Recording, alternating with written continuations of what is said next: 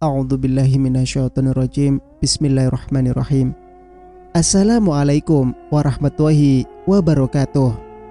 Kembali lagi bersama Mang Sukir, yang tentunya akan menemani teman-teman semua dengan sebuah kisah-kisah horor dan mistis. Dan untuk cerita kali ini, Mang Sukir akan menceritakan sebuah kisah yang berjudul Ayo Ikut Aku ke Neraka. Cerita ini ditulis oleh Umma Laila.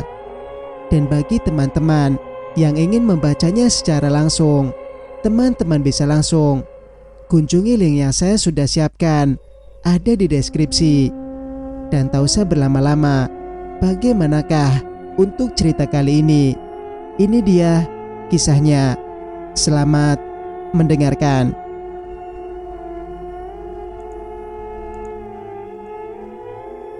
Suara jam menunjukkan angka 11.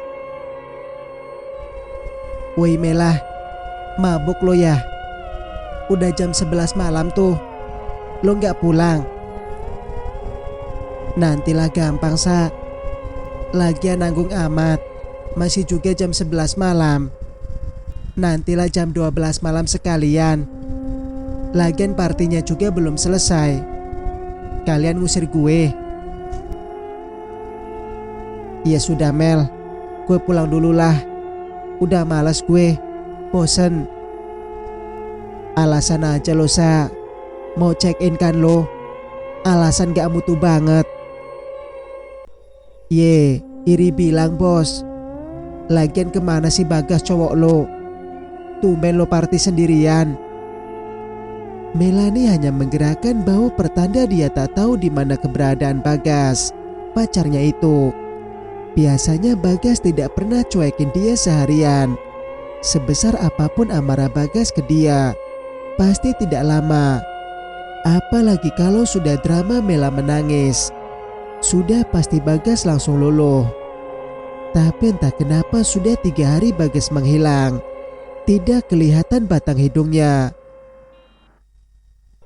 Pai Mel, gue pulang dulu.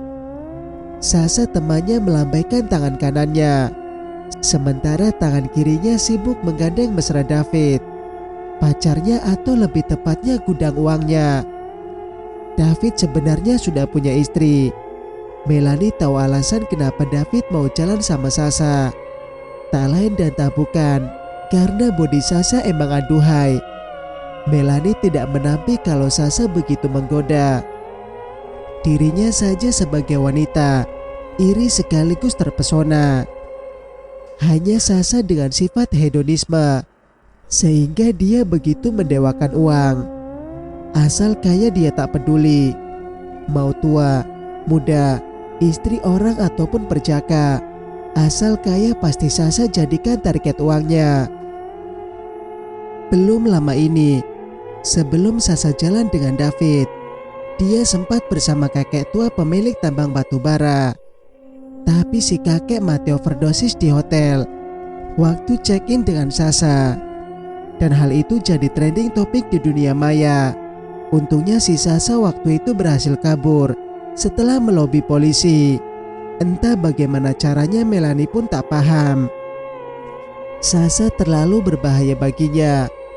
Maka dari itu Melani menjaga jarak dengan Sasa, tak terlalu dekat dan tak terlalu jauh. Dasar jalang, Melani mengumpat.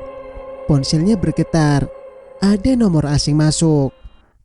Melani malas menanggapi. Dia biarkan panggilan itu berakhir dengan sendirinya. Gue pulang aja lah, malas di sini sendirian. Melani bermonolog dengan dirinya sendiri, lalu membawa dirinya ke arah pintu keluar. Mel, tunggu. Lo mau pulang? Gue antar ya. Melani menghempaskan bahunya dengan kasar saat tahu siapa yang menyentuhnya. Jonathan, pria playboy yang sok tajir dan sok ganteng, hanya karena bapaknya seorang anggota dewan. Sorry Jo, gue udah pesen taksi.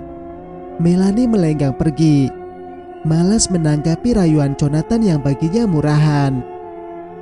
Tidak semua wanita mau dirayu dengan uang. Jangan samakan dirinya dengan wanita-wanita lain yang pernah dia cicipi di ranjang hotel. Termasuk jangan samakan dia dengan Sasha. Bagi Melanie, walau dirinya diberikan kebebasan oleh orang tuanya, keperawanan adalah hal yang harus dijaga.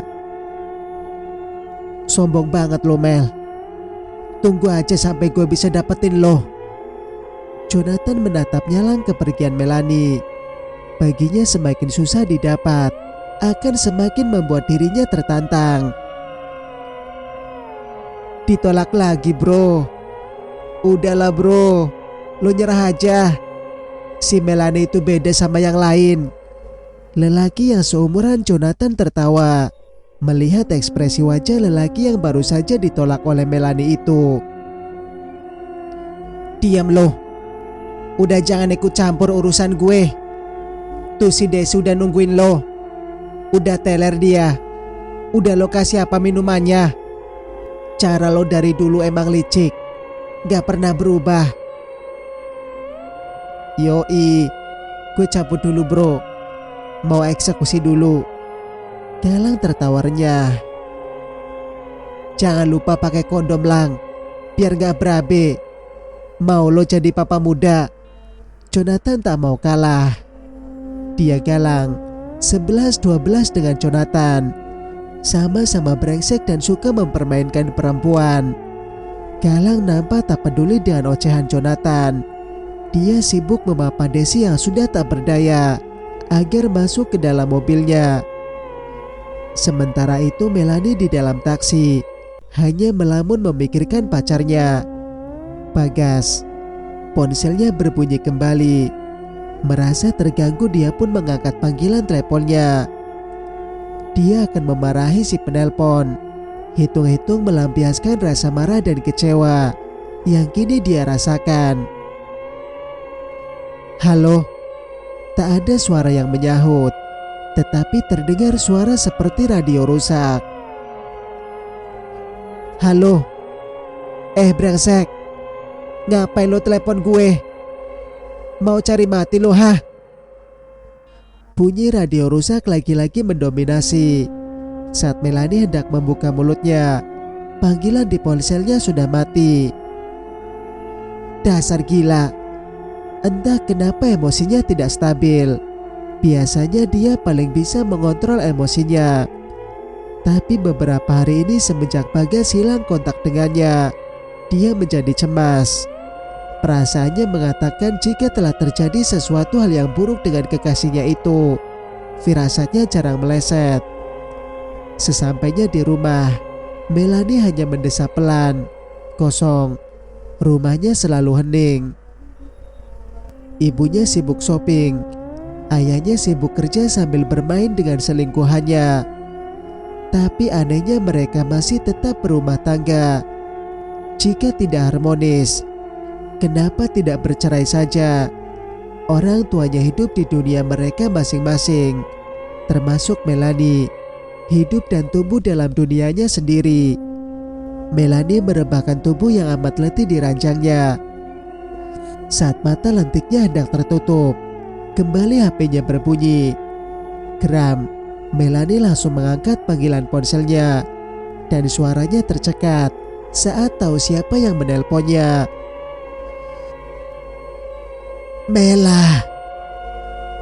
Melanie. Kamu. Suara Melanie terputus-putus karena panik. Melanie. Melanie menjerit saat melihat foto yang dia terima sesaat setelah panggilan telepon asing mengirimkan banyak pesan ke ponselnya. Bagas, tidak. Melanie pingsan bersamaan dengan suara terakhir si penelpon misterius. Ikut aku ke neraka, Melanie.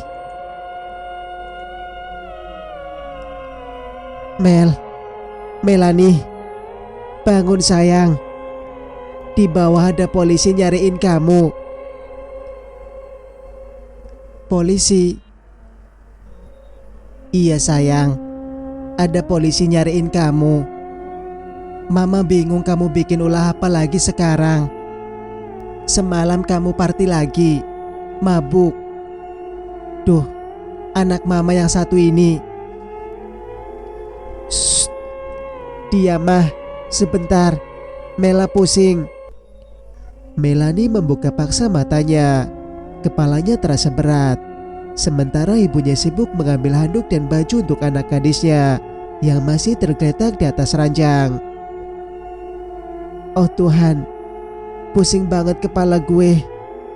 Melani memukul pelan kepalanya dengan genggaman tangannya. Sudah, cepat cuci muka, terus ganti baju yang rapi. Kamu itu. Ibu Melani membantu anaknya untuk bangun sambil memijit pelipisnya pelan. Setelah dirasa sudah membaik, Melani bergegas menuruti perkataan ibunya. Tubuhnya berjalan gontai menuju kamar mandi. Kesadarannya belum sepenuhnya pulih. Polisi, apaan lagi sekarang? Melani mencuci wajah sambil menggerutu. Suara pintu digedor terdengar saat wajah Melani masih dipenuhi busa. Mel, ayo cepat sedikit. Anak mama lama sekali nyuci mukanya. Iya mah, sebentar. 10 menit. Gak perlu gedor-gedor pintu segala. Melani.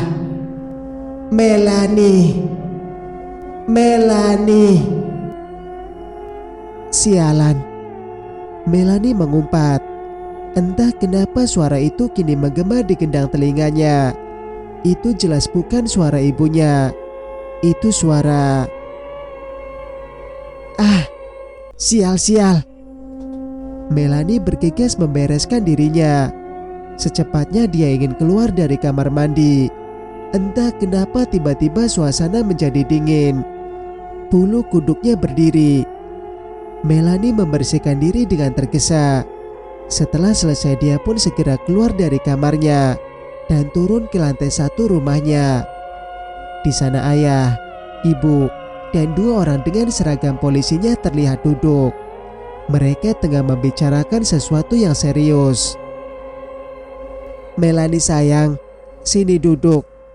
Ibunya menepuk sofa, pertanda agar dia segera duduk di sampingnya. Suasana tampak tegang. Melani menampakkan senyum dengan terpaksa. Ini Melani anak saya, Pak Polisi.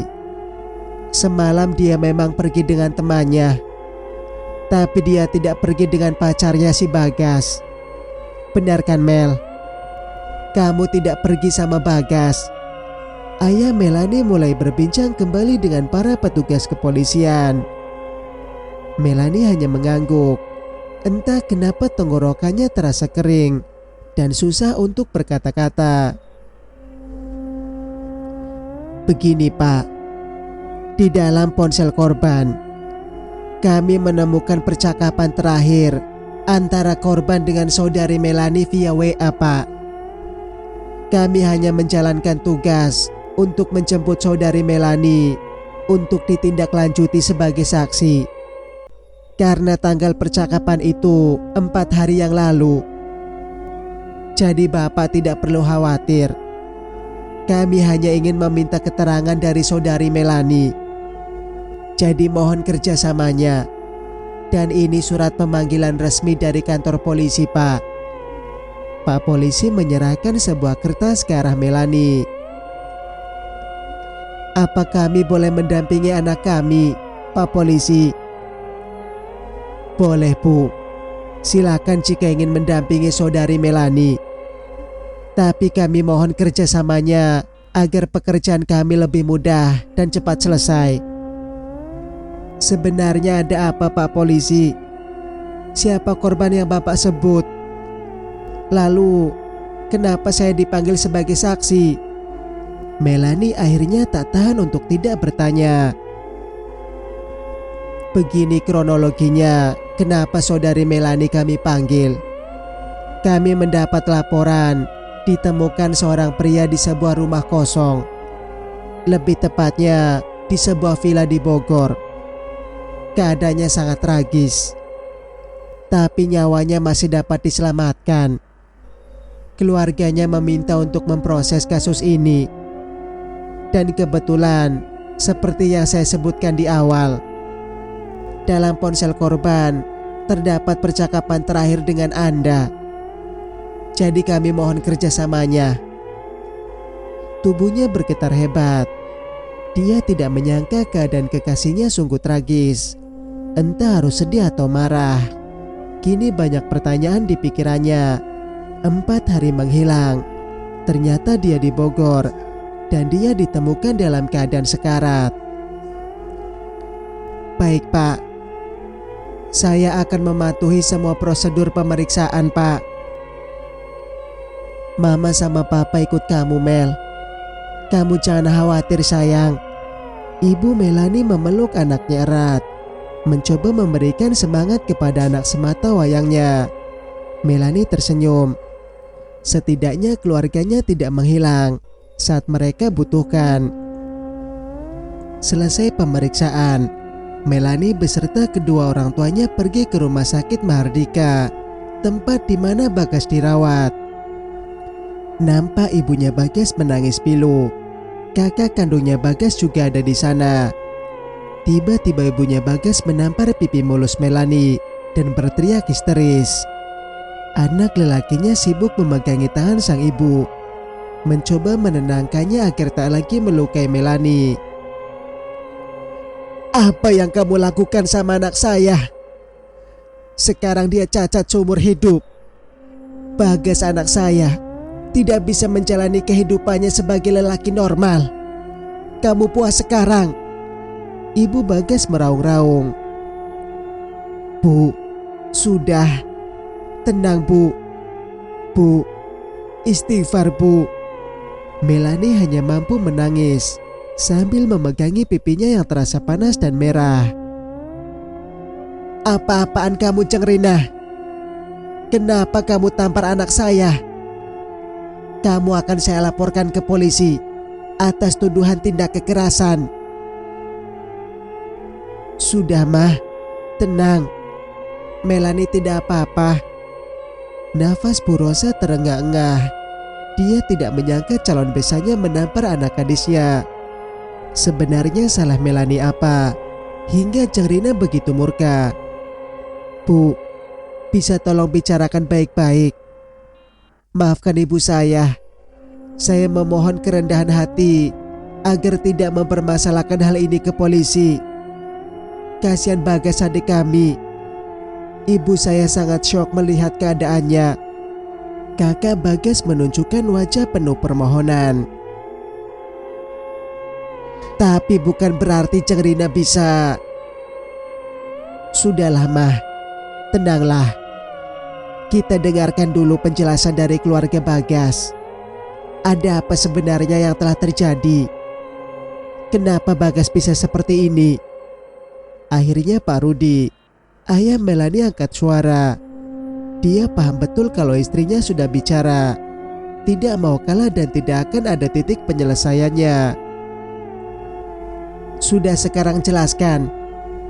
Mau ngomong apa kamu? Akhirnya Bu Rosa sedikit melunak. Dia melirik lalu mengusap pundak Melani yang nampak kesakitan memegangi wajahnya.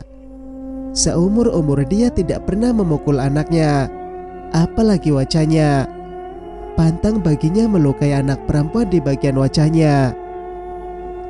Mas Agung, kakak tertua di keluarga Bagas, akhirnya berbicara. Mas Agung adalah pengganti kepala keluarga Bagas. Sang ayah telah lama meninggal.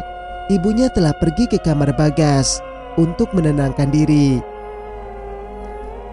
Maaf Pak, Bu. Bagas adik saya kini keadaannya sangat menyedihkan. Memang nyawanya tertolong. Dia berhasil melewati masa kritis dan sudah sadar. Tapi kini jiwanya sebagai lelaki telah menghilang. Dia kehilangan bagian kejantanannya. Saat ditemukan keadaannya remuk dan tak mungkin untuk kembali menjadi normal. Ibaratkan kaki, ia telah lumpuh dan tak mampu lagi berjalan seumur hidupnya. Kini adik saya hanya melamun, tak mau makan dan tak mau berbicara. Menangis pun tidak. Dia hanya termenung, seakan kini raganya kosong dan hidupnya tanpa jiwa. Jadi mohon maafkan sikap ibu kami tadi. Dia sangat terpukul. Kenapa yang disalahkan anak saya? Melani tidak tahu apa-apa. Ibu Rosa tetap meminta penjelasan. Kenapa Melani, anak gadisnya, yang dituduh? Sebenarnya Bu, Mas Agung nampak ragu ketika hendak melanjutkan perkataannya. Sudah, lanjutkan nak. Kami harus benar-benar paham kondisi saat ini. Karena hal ini menyangkut anak kami, Melani. Pak Rudi berbicara pelan namun tegas. Sebenarnya sebelum menghilang, Bagas berpamitan ingin pergi ke Bogor dengan Melani, Pak. Itu sebabnya ibu saya marah dan menuduh Melani yang mencelakai Bagas. Ibu saya marah bukan tanpa sebab. Mas Agung berusaha menjelaskan dengan tenang. Melani begitu kaget, bagai disambar petir di siang bolong. Melani tak menyangka Bagas menggunakan namanya sebagai alasan untuk bisa pergi ke Bogor. Padahal dirinya sama sekali tidak tahu menahu soal Bogor, apalagi sampai acara menginap di villa. 4 hari yang lalu tiba-tiba Bagas menghilang.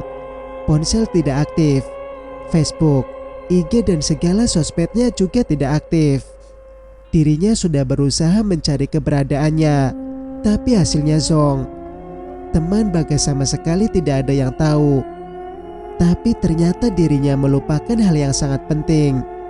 Dia lupa menanyakan keberadaannya kepada keluarganya. Bukan tanpa alasan kenapa Melani lupa. Lebih tepatnya malas untuk berkunjung ke rumah Bagas. Ibu Rina tidak menyukai Melani karena menurutnya Melani terlalu bebas dan menganggap kalau wanita bebas tidak bisa menjaga harga dirinya, kotor dan murahan. Kini dia tahu kalau hal itu menjadi masalah terbesar dalam hidupnya saat ini. Sebentar, Mas Agung.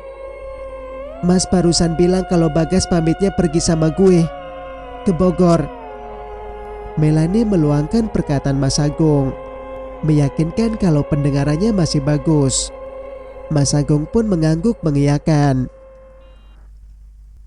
Tapi Mas, 4 hari gue nyariin Bagas. Dia gak hubungin gue sama sekali.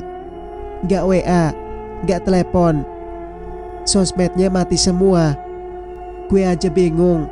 Lalu tiba-tiba ada polisi datang ke rumah dan interogasi gue. Kata polisi mereka waktu periksa ponsel Bagas ada percakapan sama kamu, Mel. Iya Mas. Terakhir gue WA Bagas dan tanya dia ada di mana. Gitu doang.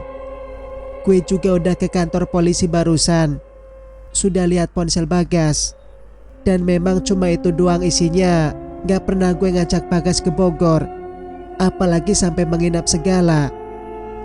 Mas Agung terdiam cukup lama mendengar cerita Melani. Melani mengacak-ngacak kasar rambut panjangnya.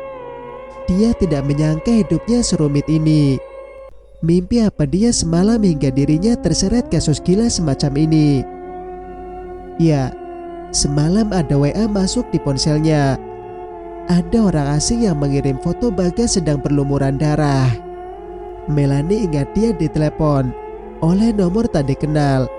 Dan suara itu, suara orang yang menelponnya.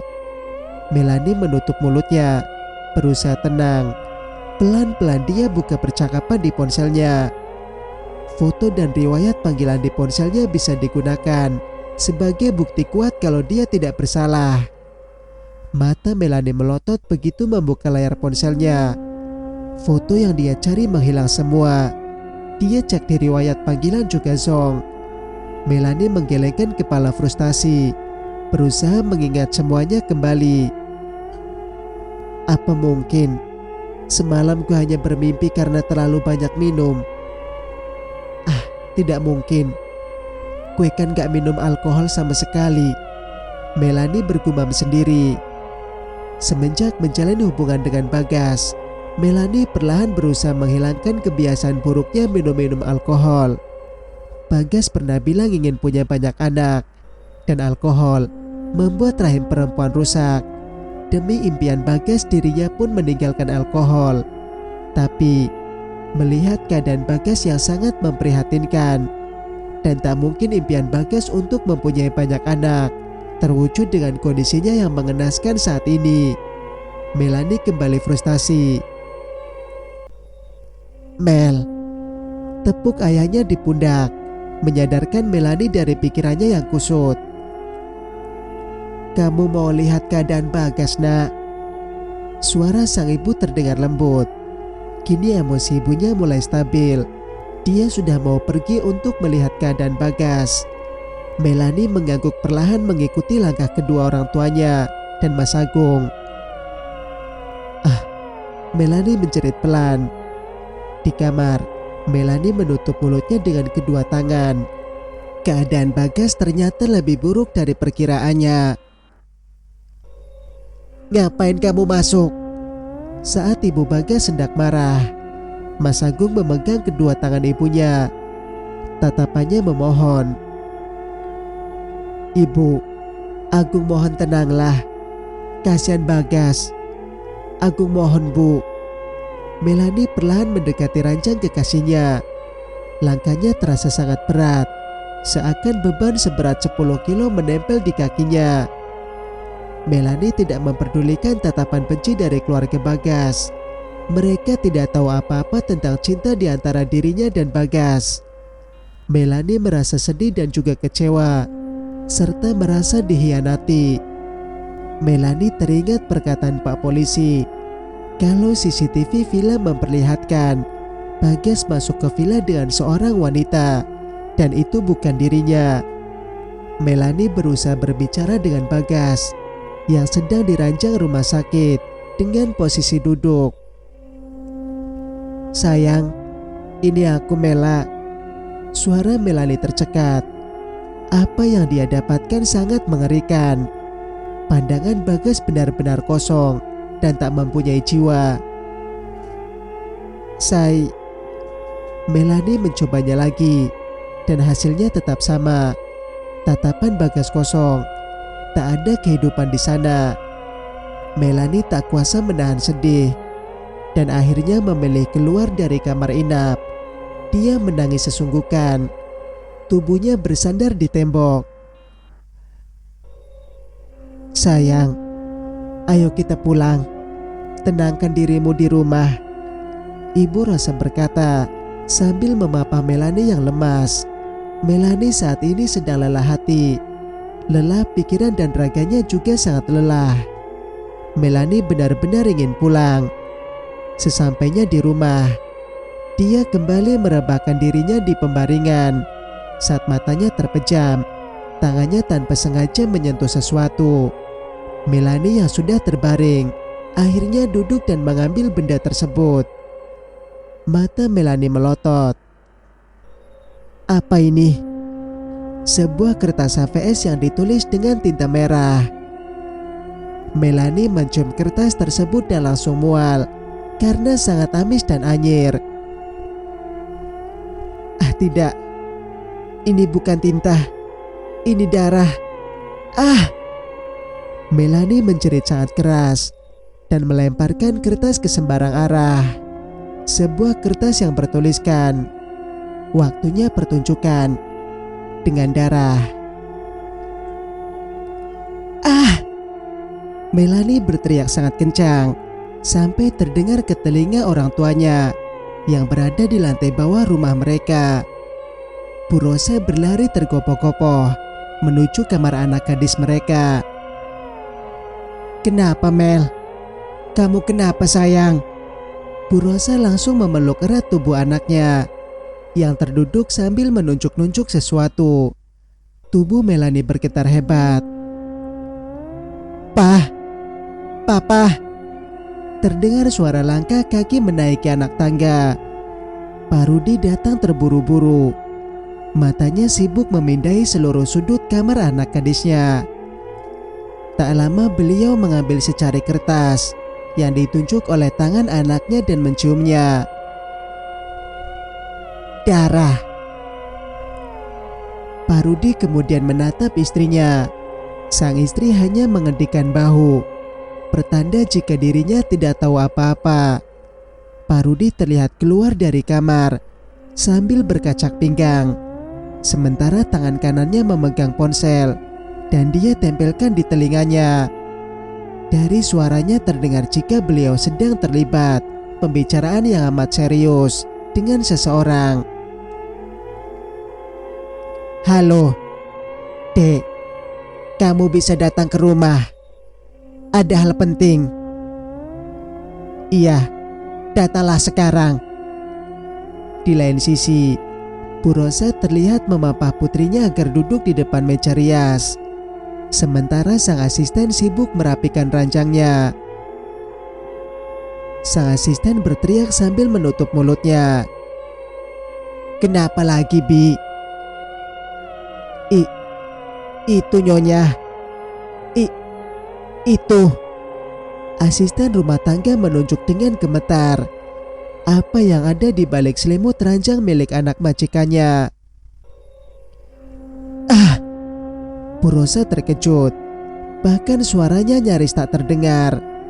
Hanya menatap tajam ke arah suaminya yang kembali masuk ke kamar Melani. Mah, nanti Ilham akan kesini.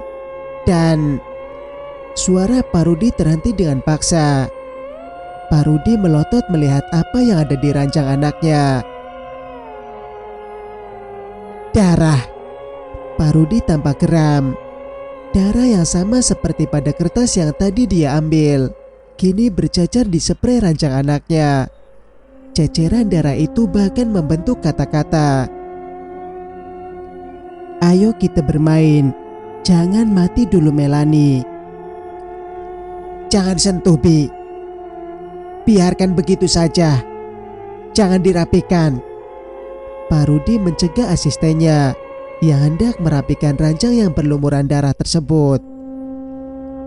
Bi, tolong buatkan teh hangat untuk kami. Taruh di ruang keluarga ya.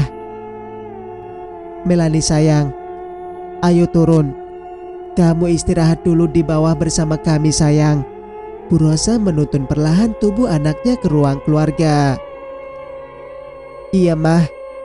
Tak lama lelaki yang dihubungi oleh Pak Rudi telah sampai di rumah. Bergegas Pak Rudi dan Bu Rosa menceritakan semuanya. Jadi begitu ceritanya Ham. Kami harus bagaimana? Ini tidak wajar. Pak Rudi menatap serius adik iparnya. Lelaki tegap itu terlihat berpikir. Dia adalah Om Ilham, adik kandung dari Bu Rosa. Dia bekerja di kepolisian. Pasang CCTV saja Mas Rudi. Kita lihat sampai mana keberaniannya. Masih berlanjut atau hanya gertakan sambal? Iya Pak, benar kata Ilham. Kita pasang CCTV saja. Sementara itu, Melani tidur di ruang tamu saja. Bu Rosa begitu antusias mendengar saran dari adiknya. Tenang saja Mbak. Biarkan Mela tidur di kamarnya. Ini mungkin hanya shock terapi yang ditunjukkan oleh Mela. Kita jangan panik. Bu Rosa menganggukkan kepala pelan. Ilham menatap tajam ke arah keponakannya yang sedari tadi dia membisu. Dan kamu Mela, ada apa sebenarnya? Apa yang kamu sembunyikan dari kami? Kamu lebih baik jujur dengan kami. Jangan ada yang disembunyikan. Ini menyangkut keselamatan nyawa kamu. Sebenarnya Melani terlihat ragu untuk berbicara. Seperti ada yang disembunyikan oleh gadis ayu tersebut. Mela sayang, jangan takut. Ayo cerita dengan kami sayang. Ada kami yang akan selalu melindungimu. Bu Rosa berusaha membujuk anaknya agar mau berbicara. Karena merasa terpojok, akhirnya Melanie pun menceritakan semuanya. Di mana saat dirinya dihubungi oleh orang asing sewaktu party. Melanie bahkan mengatakan ada yang telah mengirim foto Bagas yang berlumuran darah di WA. Tapi foto dan riwayat percakapan itu tiba-tiba hilang begitu saja. Dengan terbata Melanie mengatakan siapa dalang di balik teror yang menimpa dirinya. Dia Ayumah.